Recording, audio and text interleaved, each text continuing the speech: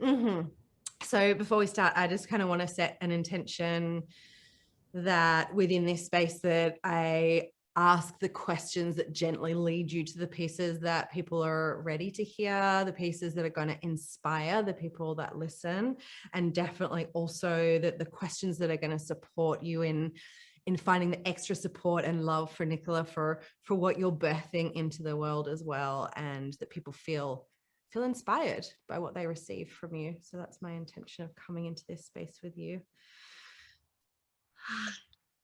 I'm so grateful. Yay. Amazing. All right. I'm just going to burst on out of the gates. Whoa. Here we go. We're in. But I am just going to burst on out of the gates and say, Takih, I am super, super excited to have you actually as my very first guest on Conversations with Zapheria. Feels super, super awesome to have you as the first guest. So thank you so much. And I was like, what country are you in now? You're in Finland, right? So all the way from Finland to Bali. Thank God's for Zooms. So I was just sharing with you a little around like where I would love to take this conversation and my intention. And so I feel like I might share a little of that intention with the listeners as well. Is really my intention is to hold space, to ask supportive questions for you to really share some of your wisdom that I know of, and probably even some of the wisdom that I am yet to know of, and also some very exciting things that you are birthing into the world right now. I really want to share. It's been years now since I've seen you, but we met at the most beautiful place, Haydn in New Zealand, on one of the most profound, life-changing, soul emerging experiences that I have definitely ever had. And it feels profound timing to be talking to you now when I have just birthed a temple recently, an online temple, and you're right in the process of birthing right now. And so it feels profound timing to be having this conversation with you. My whole heart going. So I want to dive straight into what you're birthing. I want to hear, like, what are you up to right now? Yeah. Well, I just want to also honor where we met and how that has been a catalyst for both of us and for, I'd say, the overwhelming majority of the people who go through Haydn. And it's also the inspiration of what I'm birthing right now. And I know that I would not be where I'm at if it wasn't for that temple training, the TTT. We were both at the first one and known as, the initiators, kind of the mavericks, kind of the it doesn't matter if there is an infrastructure set up and all of that. We're doing it because we have to be there, kind of thing. Not because we heard somebody else's testimony. It's like nobody had done it before. There was no support. So just remembering that we were in that 4 years ago or so, something, and that that's kind of what I'm opening up to now. Being an initiator, maverick, and not no support, because thank God for those who have taken those steps before, like Bruce with Haydn and others. But really, it's along the lines the same as Haydn. Haydn has a longer history, had a first part and now this. For us here in Finland, there's a place called Nikkila. It comes with the place, so we haven't named it, but it surely does resound of, if you say Nikkila temple, I'm half Greek, and so it gives me that feeling of Athena-like, of that victory. And for me, what it stands for is this victory for humanity. It's a victory of the soul of humanity coming through finally. And where we've acquired it. It's been a 1-year process. When I speak of we, it's me and my partner, my husband, Timo, who also went to Haydn, was there for the TTT too. You've met him. And we spent a year in this relationship of, is it, isn't it, is it, isn't it? Not that we were doubting, but will you have us, Nikkila? Will you have us? Will you have us as guardians, as supporters on the land? And it finally went through. Timo sold everything. He sold our home. He sold his warehouse. He's a bronze maker, bronze artist maker. So his foundry, he sold. Then we were thinking we'll have passive income to pay for Nikila's bills through his business. He sold the business in order to get enough money because Corona, this and that, whatever. So it's been incredible initiation to get to this stage where finally, okay, we had everything, we had the money, and it was a go. It was a green light from the land itself. That's how it felt. Like, yes, okay, you've passed the testing. You're ready to hold point for me, kind of thing. It was like, God, thank God, because we were like near fumes by that point. And then now we're packing. The truck is coming on Monday. We're moving there next week, and it comes a whole journey. So the birthing is kind of like, it's like out of the canal, kind of like, that kind of stage. And then the bringing it more into the material plane with our hands, working the land and renovating, huge renovations. And so really being with the place and co-creating with the place. So for me, the tagline for what Nikkila is it's a greenhouse for souls. That's the best I can. Greenhouse for souls. And so whether you know yourself as a soul or whether there's just something inside you that's saying, there's got to be something more, or there's a reason why I'm here, or what is my purpose, or who really am I, or what's the meaning of, all those profound questions that that humanity has pondered over for millennia, that are now being esoterized, where before they were, go to a cave, go to an ashram, follow the breadcrumb trails through the Himalayas to find your way, the Gurdjieff version, and many masters. Now these temples are landing everywhere. Not yet, but they're meant to not be just in that breadcrumb cave in the Himalayas, but just everywhere around us, that this is a way we're going to be living in the world to come, and that's already landing. And so, yeah, I just find that coming full circle with you, with Haydn, of now it's my turn to, it's like passing the torch, like in the Olympics kind of thing. Is like, okay, I'm kind of holding it right now, and as are others, as you are with your online temple, and activating that soul energy in people, activating, like, you're here for a purpose. You're here to remember yourself. You're here, like, be here. Yeah. Mm-hmm. Oh my God. Yeah, exactly. It is as simple as that, really, is be here. It's the call, right? We're calling the souls. Like we need to really fully show up right now, everybody, in our soul and in our full soul calling. So I just like such a deep bow down to you and to the others who are landing temples and who are doing the in a physical form. Like that is such a huge feet. I'm getting covered in goosebumps right now, even just at the thought of that. And I guess because I've had the experience at Haydn, I have an understanding of what's involved in that, and that it's mammoth. And I don't think many people can really kind of get, it's like, hang on, you're having this intense soul initiation and trying to look after this physical side as well, and all the money and everything that you're putting into it. So I literally just like huge bow down to what you guys are doing right now. Yeah, for Timo, it was a huge money piece initiation.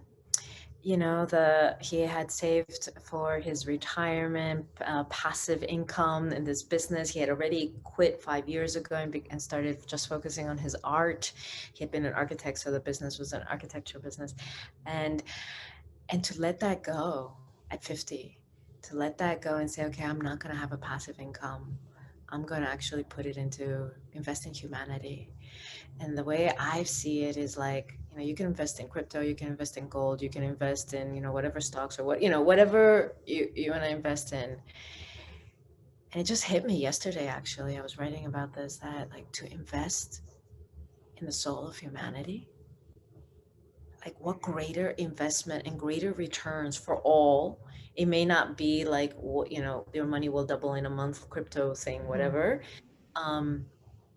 but it's never about that. It's about like, are we going to get through this as a humanity? What is the world I want to live in?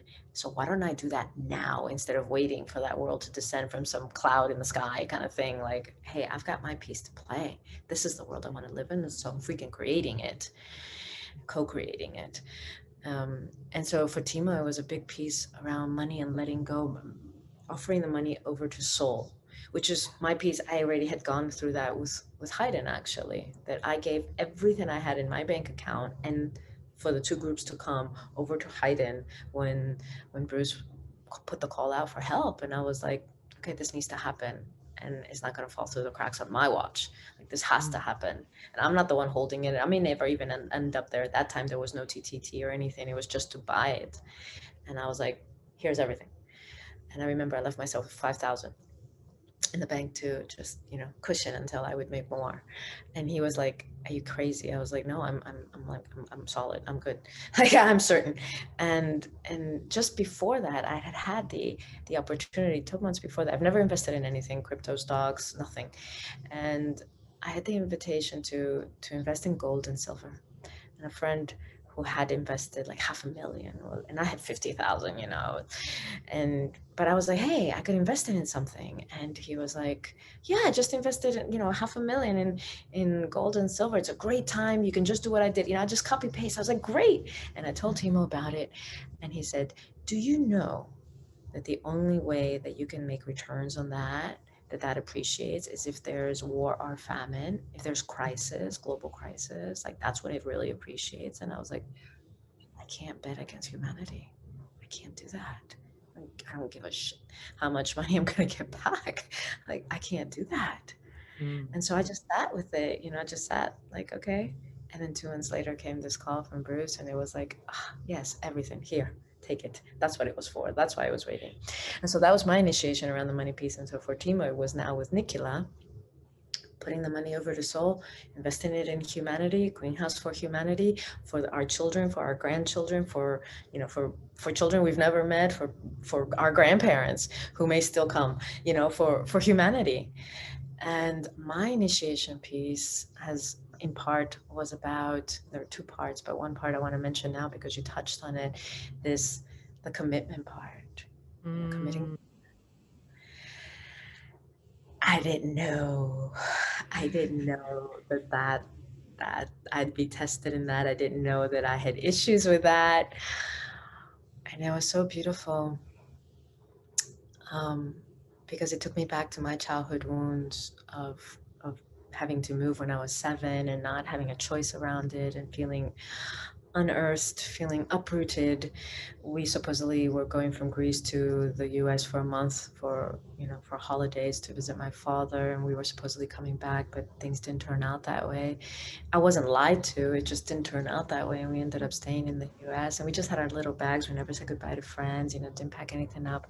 And I'd never, with all the years of therapy, training, this, that, whatever that I've done, I never went back to that moment or, that time in my life that some part of me said, I'm never going to fall in love or say yes to land again, to a place, to feel rooted.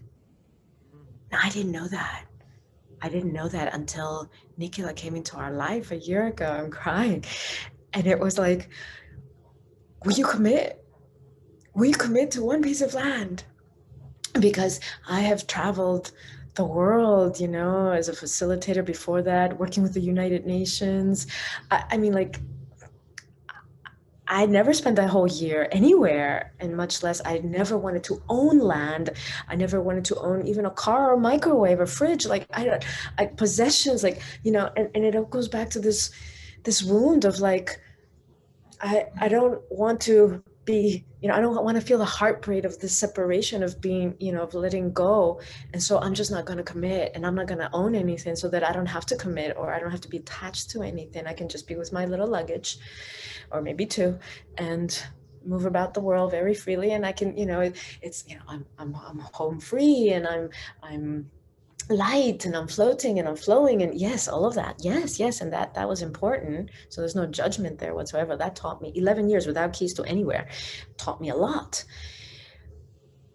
But here came Timo very innocently saying, I think your name should be on the deed. I think we should co-own it. And I went to pieces. I went to pieces. I was like, I can't. I can't. Like that part of me that was triggered. Like he pushed that exact button, thank God. That was like, I can't, I can't, I can't. Like just such a, I can't. And so then I went in to explore it. And I went through, emotional release and like a real the terror of, will you commit? Will you say yes? Will you marry? Will you stand for through thick and thin, through the snows and the flowers, through the, doing the renovations and enjoying the gardens when they bloom, through all the shades of it, changing the diapers, taking the trash out, the whole bit, but, for a huge plot of land. And yeah, I just want to name that when one says yes to working with the temple, online temple, physical temple, it works you. It's a purifier. It will bring up everything that isn't in alignment. And that's a blessing. But you need to know that. And I did know that because I saw Bruce go through it, and I heard his stories, and I saw what it was like at Haydn, and the practical bit with the spiritual bit, and trying to, how does soul and the personality, and how does all that work.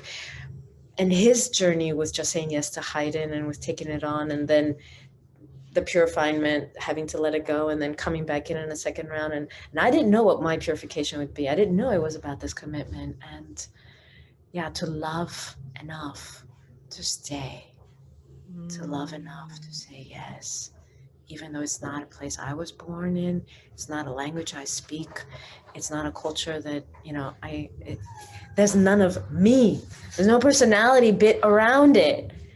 And yet it's asking me to be a guardian, or one of the guardians, along with Timo.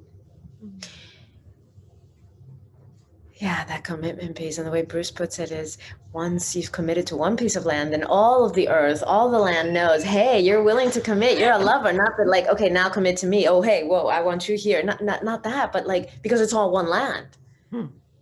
But it takes one piece of that land to have that relationship with, and then you have access to everything. And so actually, what would look like you're clipping my wings and taking my freedom away, actually is just a testing about connecting to a greater freedom, because through that commitment, I have access to all the temples and all the lands and all, but in a much deeper sense than this, like, flowing, whatever, this and that, it's surface level.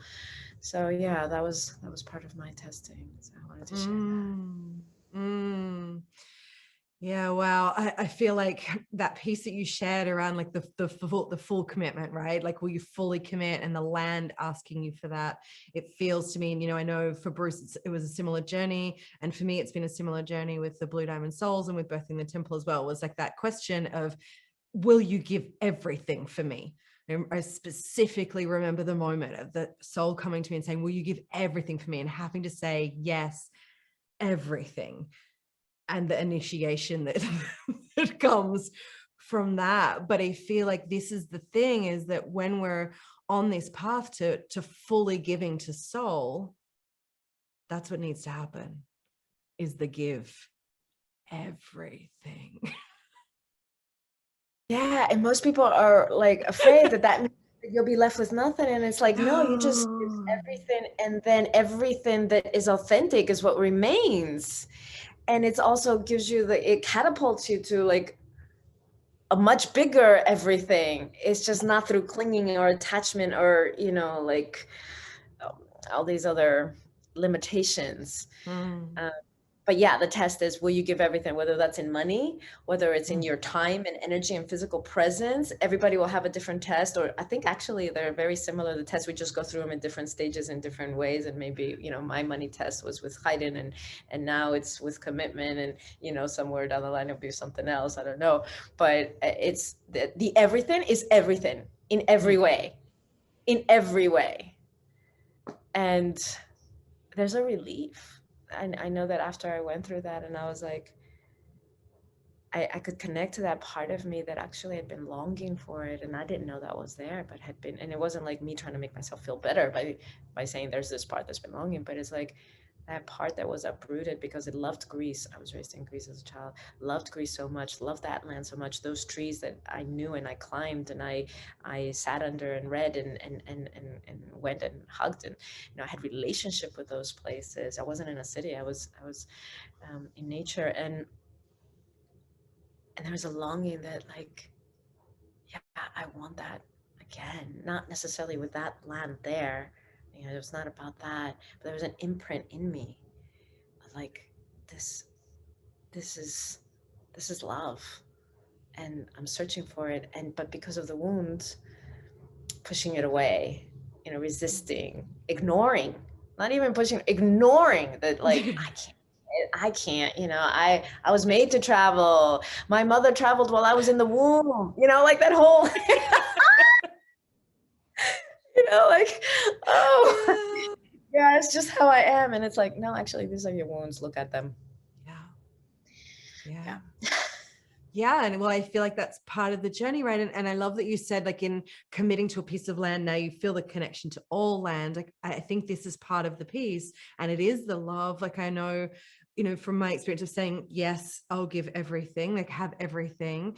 And suddenly, actually, my money changed, because I used to never have enough, it would like this with money, because my energy was like, oh, it's my money and I don't have enough money to put into the, whatever my story was. And as soon as I opened that into, like, I will give everything, suddenly there's money in my account. It's like, oh, in the letting, and it is that feeling of, actually, I feel so connected to money. Of course there's money. If I need to invest into something, the money is just going to flow in. So it feels like it's the same piece, right? In love, in loving soul enough, and in loving humanity enough to say yes, suddenly you have Yeah, so it's not like, oh, I'm going to invest in this and for humanity, and that just will leave me under a bridge somewhere, or so, that there's a finite pot from which I've taken and now it's empty. It's not like that at all. It's like a well, or like a fountain, an infinite fountain, infinite well, that once you let go of the survival, or of the fear, the attachment, the clutching, the protecting, the hoarding, the my precious, once that's been cleansed through, then you have access to more flowing through you, because it knows that it's not going to get stuck in you. It knows it's not going to, it's not going to be disconnected from humanity, from its rightful flow. That's what I mean by getting stuck with you. Which doesn't mean that there isn't also, like, there has to be a womb, there has to be a container, also, like, of a gestation, and like, okay, that stays with me. I have enough integrity, or I have enough container, grounding, presence that I can hold also. And I also can hear or feel when it needs to flow, it needs to move. And I want to thank you for your donation to Nikkila. And I know that because you're birthing this, and I know you've got your expenses and so forth. And that's the piece, it's like, we've got our expenses here with Nikkila, and I have money in Haydn from back then, from those 4 years ago. It would never occur to me to take it out. It would never occur to me to take it out, because it's like, no, first of all, I gain a huge, never a cent, never a dime, but a huge amount of having my base, the money piece, the survival piece, plugged in to the temple. And ultimately, I feel like all temples, virtual or real or whatever, are interconnected. They're all part of one greater temple. You're holding a piece, I'm holding a piece, Bruce is holding a piece, whatever. These are all like pieces of land that's one land. Same thing with the temples. It's all one temple. And so how is this not yours, or not his, or not, like, how is this not, of course it's meant to flow.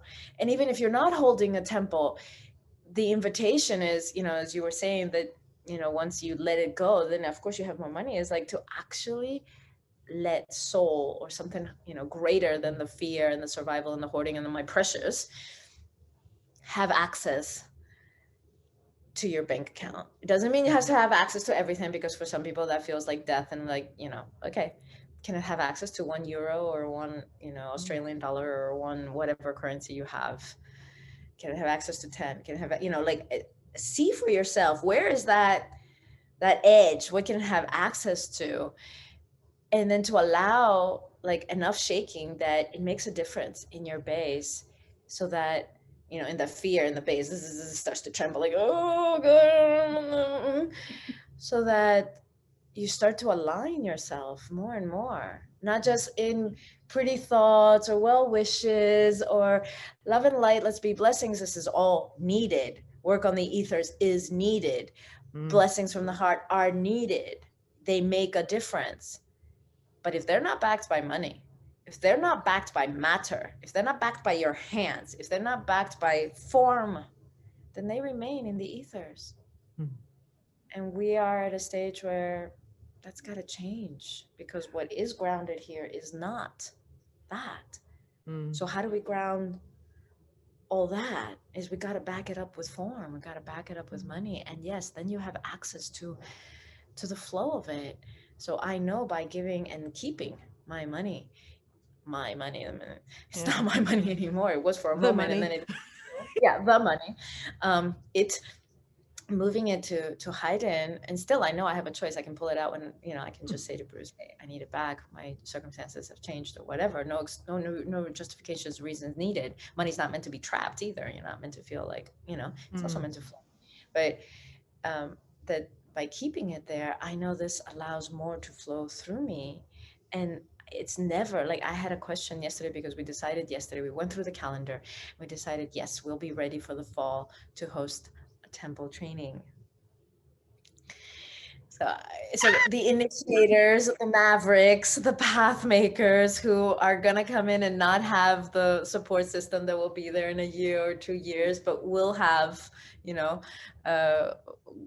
great conditions in which to go through their soul journey. And that will be part of the soul journey, is how do you pave the path? So I'm now going to be holding point for that. And it's a bit like, oh, okay. That's why I had to be first at Haydn also, part of why I had to be first. So anyway, with that coming online, we had to look and be like, okay, is that realistic? Is that going to happen? And yes. And then I shared it with a friend, a very dear friend, yesterday. And he's like, well, how's that going to work out with the money? And I said to him, I said, since I was 16, I've known that my point is to hold faithfully and without any shadow of a doubt. It already is. But my matter is so dense and so like, I'm so grounded and so anchored. There's no like, oh, I'm going off to the, I don't have that connection. It's like, I have this, I have earth, I have this. And it's one of my gifts. And also it has felt like a big burden. It has felt like a sack of bricks that I've had to carry. And I have felt very not like, everybody else has very different experiences, and I have this, and it's like, why am I the odd man out kind of thing? I'm very, very like the weirdo. But I've learned that it's actually a gift, or can be. And so my point is to hold that in that density, unshakable faith. This is not because my little personality says so, not because even my soul wishes it, but because it is, because I know it, because something deeper than me that's connected to spirit knows this is, and it's my point to hold. And if it's not, I'll be shown that right away. So there's no like, I can make it happen or I can't make it happen. And then that will move money, that will move resources, that will move energy. Now, that doesn't mean I don't still write to people every day asking, and I don't still make posts telling people that, hey, we need money to fundraise. We're fundraising money for our renovations. And now even more so because there's a TTT happening. Yes, that money still has to come, and I still need to do my part. It's not like then I get to, sit by a tea and be like, yes, of course it's coming. I'll just knock on my door. No, not exactly. But my piece is to, without a doubt, hold that this is, and of course, resources, the abundance of the inherent abundance that we all live in. We all live in, we could all live in, but we do actually live in it. We just don't, see it or recognize it or acknowledge it, of the earth and within ourselves, of our gifts and of our blessings, whether it's financial or not. even if you have €1, you can see it as an abundance. It's just a matter Mm. of how you look. And I've had so many people, oh my God, who are donating and who are like, I'm so sorry. I can only, donate €50 or 20 or 100. I'm so sorry for such a small amount because, it costed $1 million to get Nikkila. We need $500,000 for renovations. And I'm like, now I've gotten to the point that I reply each time. I say, please do not apologize about the size of your cock. It's really Mm-hmm. eternal. Mm-hmm. This is what you Yeah. have. Stand with it. This is power. Know it as power. And when you give, you do not give apologetically. You Mm. give with power. Yeah. I've known that since I was 16. It's just a transmission I've had.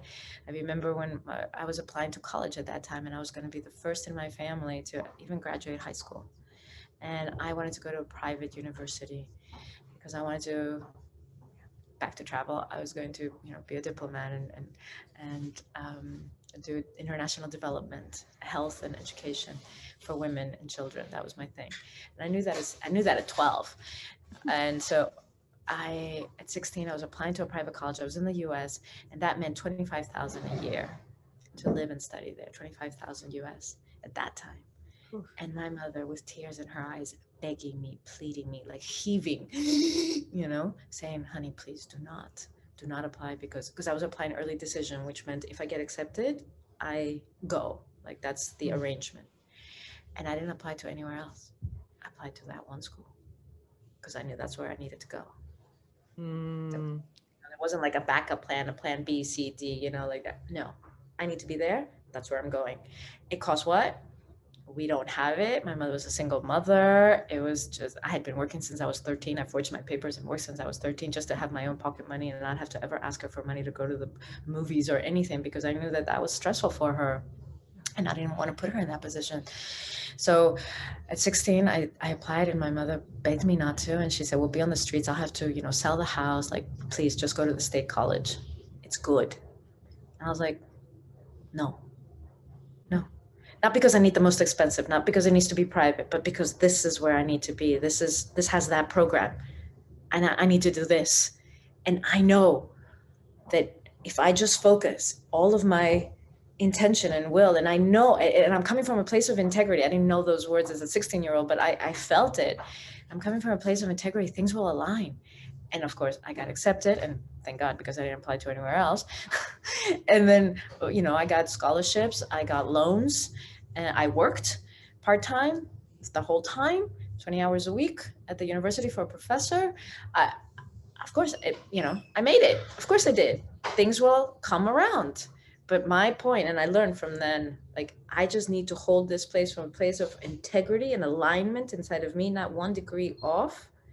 And as long as I do that, matter will back it up and money will flow. And I want everybody, that's a transmission I have, and it's very strong in me. It's one of my gifts in this life. And I want everybody to know that. And yes, you will be tested up until hour 11 and 59 minutes. Really? Unshakable faith? Really? Really? No plan B? Really? Really? Really? Yes, really. Yes. Mm-hmm. Mm-hmm. I know you've been tested also.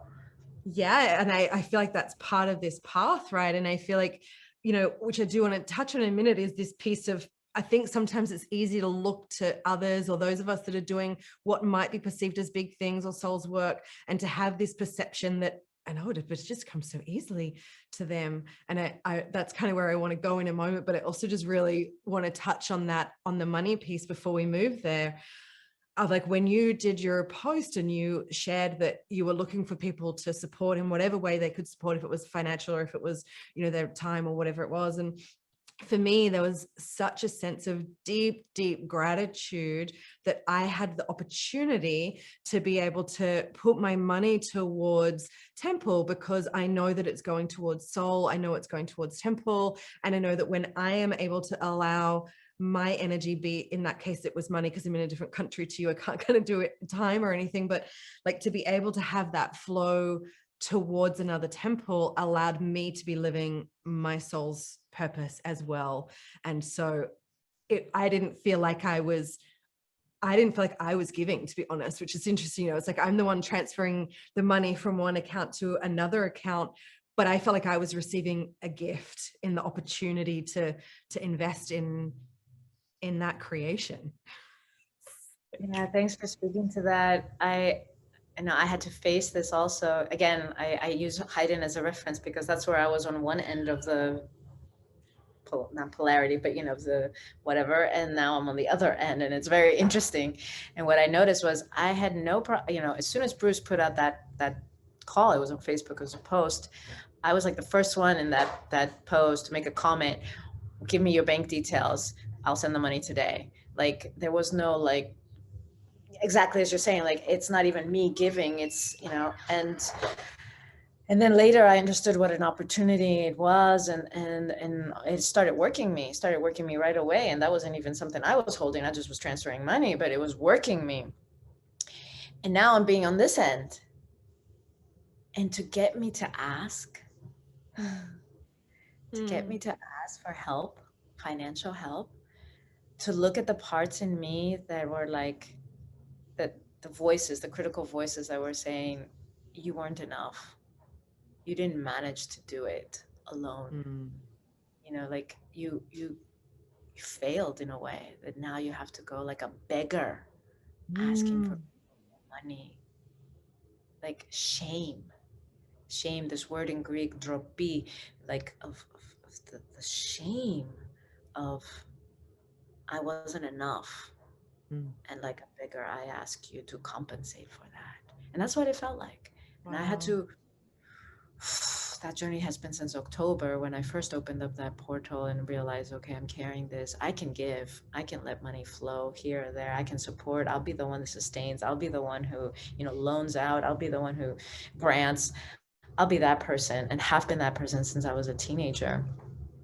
To ask, this is the first time ever.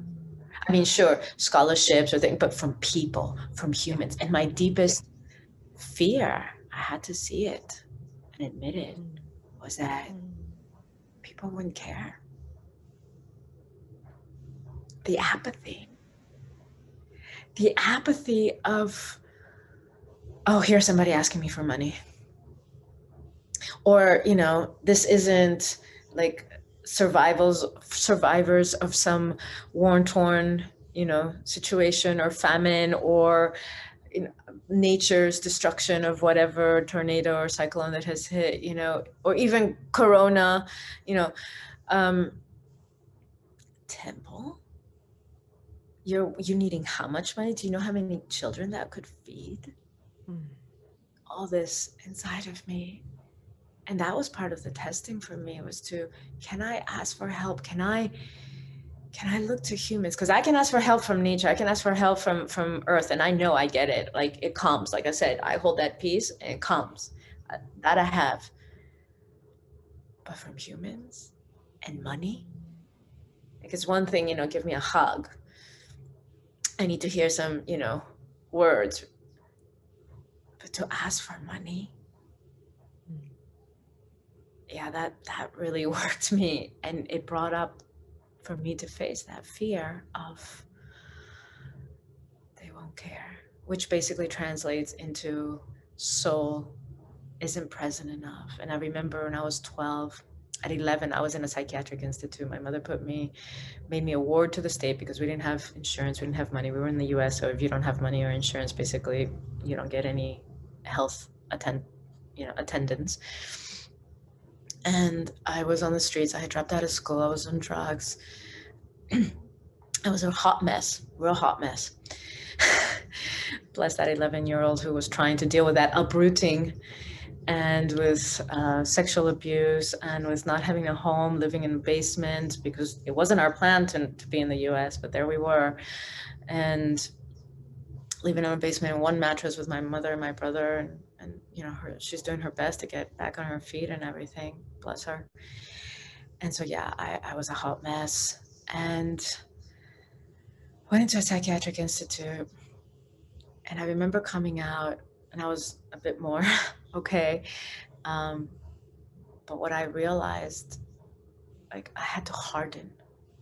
I remember like feeling I have to harden, because if I can't numb through drugs or, trying to kill myself, and I'm going to be here, I'm going to stick around, then I can't feel this apathy. I can't. It's so painful. And I remember deciding that I was going to harden, I was going to toughen up. And then many years later, going through therapy, in my late 20s with my teacher Akash in India, and saying, I don't wish that on my worst enemy. And this asking for money has had me revisit that, and people's feeling of like, yeah, this fear that I have that souls, and I remember as a 12-year-old looking around and saying, wake up, I'm surrounded by zombies. I'm surrounded by people who are sleepwalking. Wake up, please, please feel, be here, please. And no, just the robotics, the automatics. And I remember feeling that as a 12-year-old. And here I am as a 45-year-old saying, wake up, here's a greenhouse for souls. Wake up, come, live, be here. Be who you were always meant to be. Do what you were always meant to do. Remember and live fully. I have it tattooed. My arm, memento mori, remember death, so you can live fully. It's been my cry, crying. It's been my cry for humanity since I was 12, that I can physically, literally remember saying that as a 12-year-old, and now it's just a little bit more refined. It's basically the same call. And the fear all along is that humans they haven't woken up, and I'm alone. And it's a lonely place to be. And that fear that I'll put out that call for help and no one will answer. And I'll feel alone again. Yeah, so that's been another initiation for me, is to trust enough to ask. And I see humans stepping forward with 2 euros, 5 euros, 10 euros, 10,000, 25,000, 50,000. And I know I'm not alone. I know it's a different time than it was 30 plus years ago. It's a different time for humanity. But still, that there's that fear of, not because no one will care about what I care about, but they won't wake up.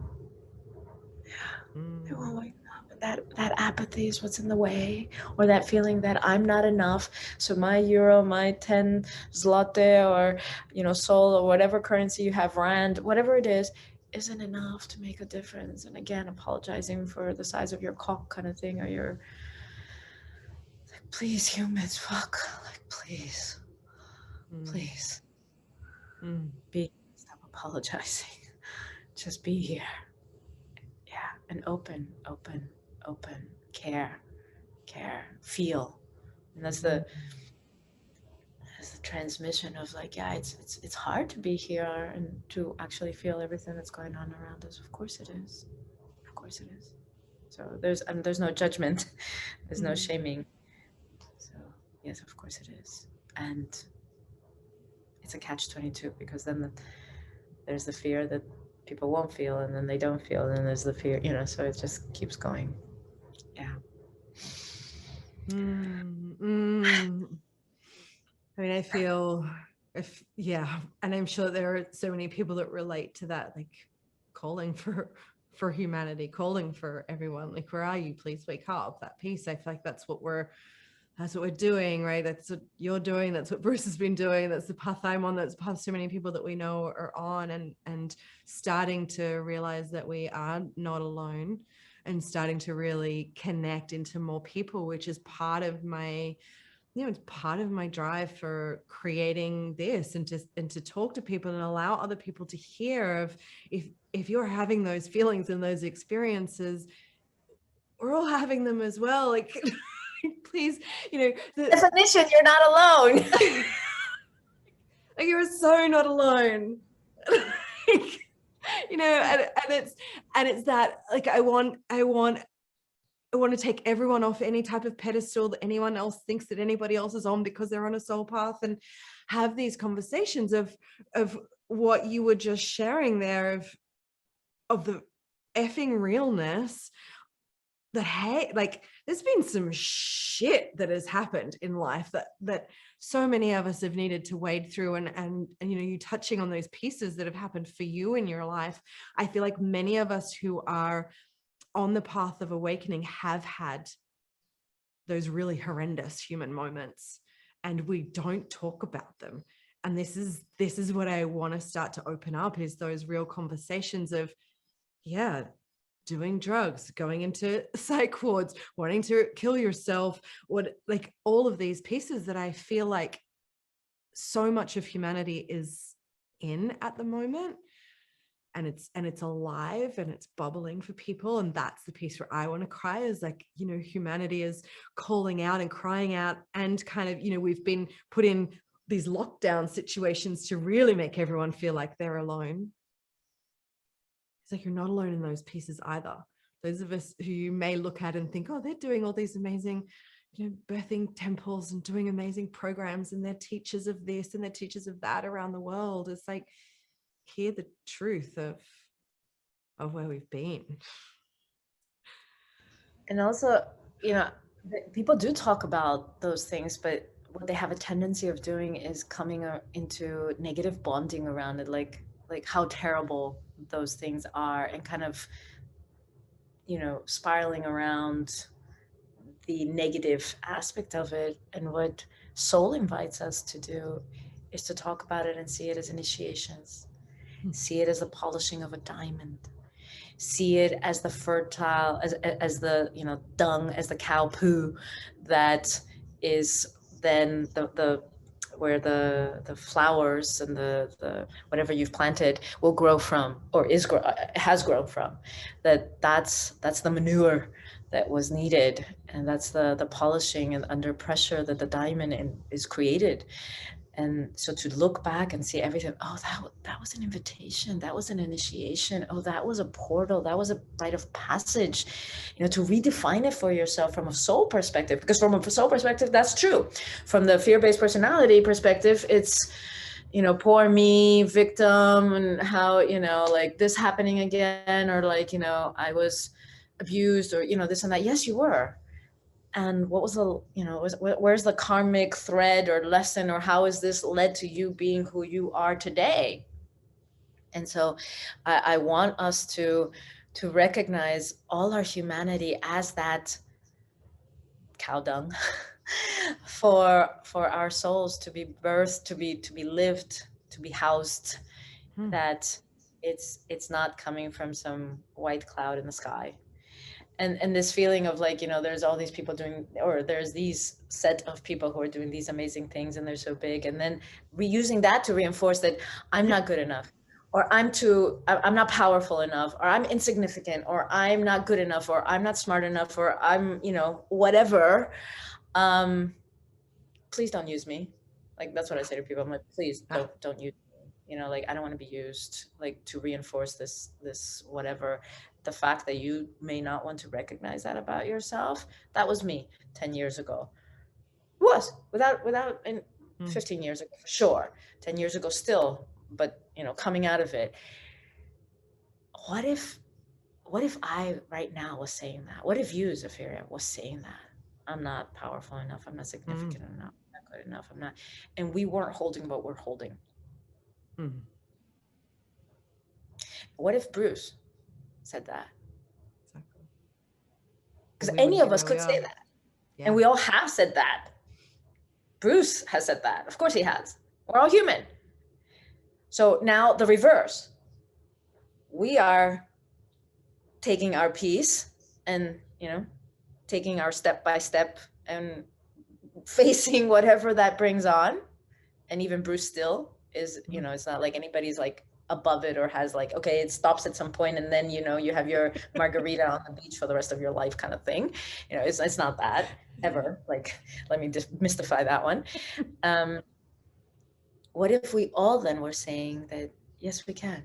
Yes, I am powerful enough. Yes, I am important enough. Yes, I am significant enough. Yes, I am capable enough. Yes, I am whatever, fill in the blanks for yourself. Now, what kind of world would that be? People would have to stop looking at others and say, oh, you hold that piece. you hold it for all of us or for many of us, and I can play this small thing. No, I'm not willing to settle for that anymore. Hence the greenhouse souls. I'm not willing to settle for that. I'm not holding your peace. You're not holding my peace. We're holding each other. We're in it together, but we all have our piece. And when your piece, anyone's piece is missing, it's that puzzle is incomplete because it's only one puzzle and we all have, like a piece in that puzzle. Okay, that's not a good one. I don't know what I have. Yeah, a piece, something that's more not as transparent. A piece for that puzzle. And then it's all creates that one puzzle. But when one piece is missing, it's missing. And I can't make that up for you or anybody. So please, please stop using me or anyone else. Stop using Zapheria and bring in your piece. And maybe you don't know what that piece is and you need to hang around other people until like that starts to, come out. Perfectly fine.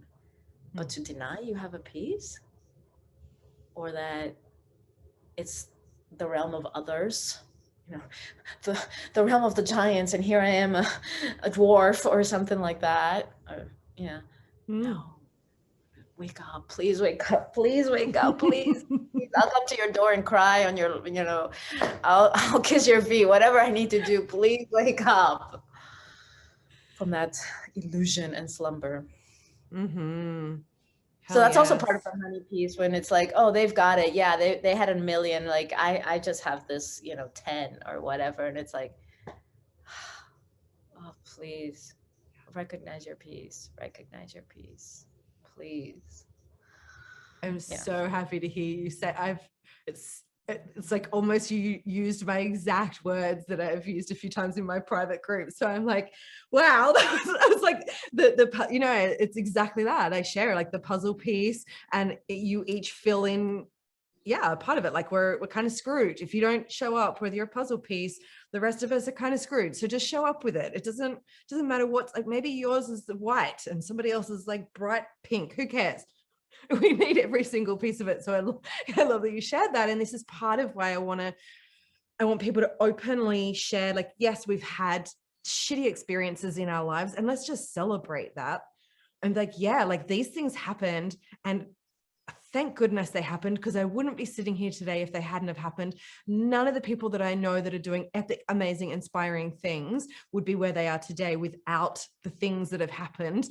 Hence why like all the guests that I get on it's like, come on, open a little bit of that dirt and share in the way of inspiration, not in the way of like, let's all hold hands and say, oh my God, me too, I had that one. But like, let's share it and freaking celebrate it and be like, that's how come your soul has showed up, because you had that shit happen and it wouldn't have probably shown up otherwise. So let's, and then yes, show up with the piece.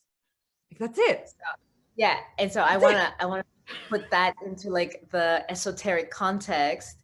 Soul emerges through crisis. So I keep referring to this diamond being polished under pressure. It's the same thing. Soul emerges through crisis. What from personality looks like crisis, but from soul, it's initiation. So this decade is the same thing. From personality or from fear, from trembling, from not good enoughness or whatever your piece, your story, not piece, your story is, it's crisis.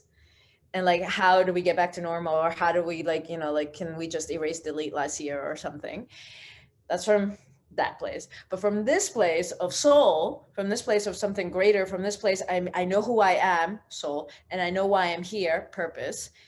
It's an initiation. It's like polishing. So all those moments of, you were beaten by your partner, or you yourself raped, or, your children hated you, or you were addicted, or, porn, every chance you get, whatever your thing is that's been a testing and you've come through it, or you're in it right now, even to recognize it, not just from this place. Yes, this is real. This is painful and this is happening. Yeah, no bypassing, but to also recognize it in the greater scheme of things and in your longer lifeline thread. This is an initiation. This is a testing, an invitation for something greater to come through, and not come through and go away, but come through and be here. Be here. Wake up. that. So all our crises, for the guests to come, for the participants, for those listening, for those who, you know, I hope you can hear through subliminal or through pigeon. That's what it is. I didn't know that as a 12-year-old or 11-year-old in the psych ward. I didn't know that as a child being sexually abused. I didn't know that as a 1-year-old when my father left. I didn't know any of that. Of course I didn't. But I can easily look back. And that it's not, I'm looking back to make myself feel better through some like, you know, all is love and light and, you know, I can forgive and I can understand. And no, I can see that that was polishing me. I can feel it. I know it. I wouldn't be here. I wouldn't be. And I wouldn't be able to hold what I hold if it wasn't for those experiences and how then I move through them. So they are portals, they're invitations. And I do also hope that one day we do reach the stage of humanity where we don't have to go through such deep crisis to polish the diamonds. And I know already the diamonds, you know, that's part of the title of the work you've been doing. Part of the word, that they're coming in more polished. It's a different era, different age. So yeah, they're definitely coming in more polished, and that's, you know, that's a testament, I feel like, to the work that we've all been doing. Like, we've been showing up, and these, and when I say all, I mean all. So those that are listening, I mean all of this. The work that all of us have been doing now is allowing these souls to come through where they don't need to go through what we've gone through. And to me, that is freaking exciting. Like, it's been worth every single blood, sweat, and tear that we've been going on in this path, because this next generation that are coming through, man, they're here to just change everything. It's so exciting. I'm like, bring it on.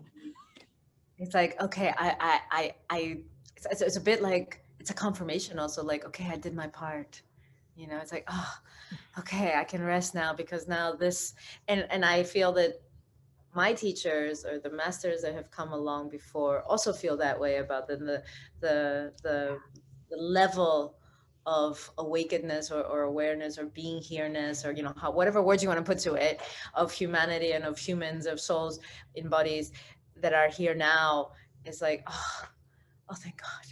You know, we're not starting from here, we're starting from here. Great. Okay, let's keep going. And for me, this whole thing is about just being able to start.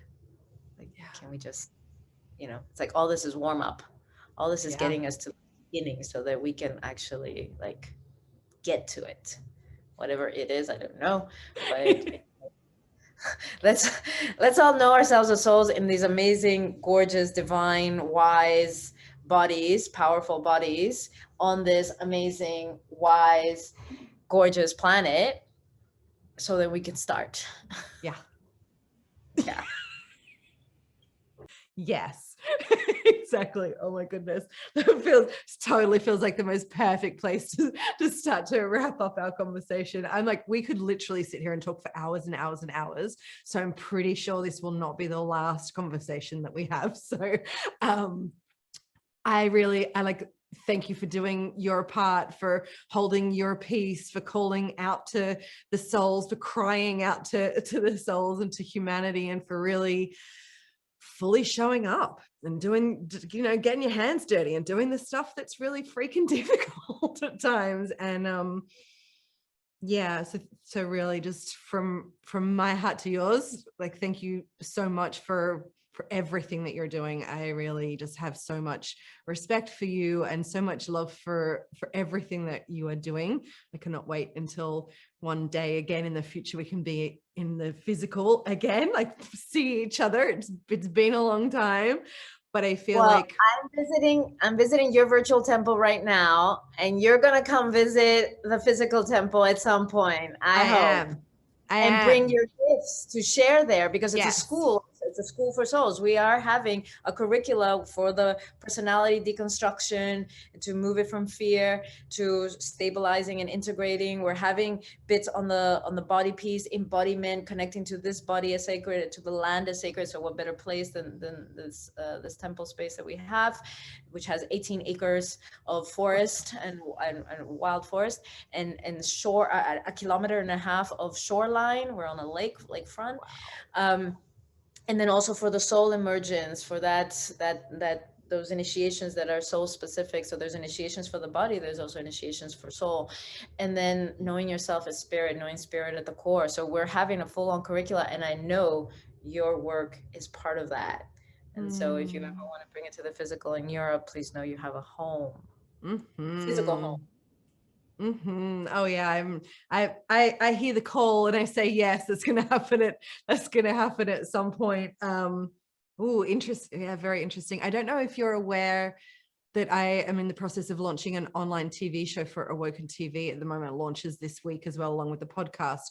And so part of my intention for doing that is then to eventually also start to film in temple spaces and in mystery schools, and to start to get those messages out into an even bigger platform. So when you were just sharing that, I was getting goosebumps of like, oh yeah, honey, I'm going to come and I'm going to teach and I'm going to film some stuff and we're going to get it out further into the world at 110%. So I'm an all-in yes for that. And I will trust that that will fully align at the time that it's meant to align. And anyone who's listening to this who's like, you know, has that feeling of like, I want to contribute to soul. Like I also want to be part of this. I'm going to put a link as well on how you can reach out to Takih, how you can see everything that her and Timo are creating. And if you feel inspired and you want to be able to contribute financially, we'll let you know how you can do that as well. Or if you're in Finland, then you just need to be going to visit physically, basically. So we're going to give you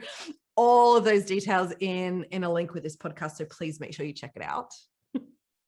Well, not only if you're Finland, because I know over the summer there are people coming. There's, you know, Kareem is coming from Egypt, Matilda's coming from France, Andreas is coming from, and Laura coming from Germany. There are people who are coming from different places. I mean, I know it might be a little bit difficult from Australia or New Zealand, but you know, to get their hands, their blood and sweat, and but you know, it's a phrase, menstrual blood, Yeah, but exactly. you know, of coming and actually planting, you know, the community garden and planting the cypresses and painting the walls and clearing the forest, like, you know, that this is how a temple is birthed. And at the same time, we're going to be having the meditation. It's a soul community. So we'll be having the meditations on a daily basis and aligning with the moon and the sun. And it's an amazing of like, I've never wanted to be in community. I'm a Cancer ascendant. You're, you know, I mean, I know you get me. We connect there. Never wanted to be in community because, and I realized it's because I'm afraid that it's a personality based. And I feel totally not in that. And it's not that there's no room for personality, but that can't be at the center. That can't be what's running things. That can't be what's making decisions. So as a soul community, I'm like, yes. Like I want souls to be here fully living in everyday life, taking out the trash and changing the diapers and watering the plants. That is my whole call in life, is about that. That is my purpose. And so inviting people in, and you don't have to be only Finnish. So if you're hearing this and you feel inspired, reach out and we'll see if it's a fit, and your hands and sweat are welcomed. Amazing. And look, having done exactly that, like in Haydn, like, you know, physically being on the land and doing that for a temple, like I can absolutely say it is one of the most profound things to be able to do with your life. So yeah, absolutely. Those that feel that call of like, I want to be there physically, holy wow, do it. Because it's the experience of that. I don't even have words for it. It's profound. So yeah, it's definitely something worth doing if that's what your heart and soul feels. Yeah, the way Bruce puts it is like this holy land, when you it supports each other. It's like when you work with land as holy, you start to see this more holy, and you work with this as more holy, your steps are making love to the land, your honors, you're digging, you are in that, you know. So it's a very different approach, and I'm super excited about it. Thank you so much for this opportunity. I didn't even know that, you know, this is what was going to come out. I know that's how you pitch it anyway, that like, you know, whatever is meant to come is what will come. I'm so Yeah, I'm so grateful to reflect on all this and to share it with people, and just for them to know this is happening. It's not a pipe dream. It's not, 50 years down the line. It's not some movie, sci-fi, whatever. It's now, here, Yeah. now. Yeah. Yeah. Oof. It's exciting. Thank you so much for your time, darling. It's been such a pleasure.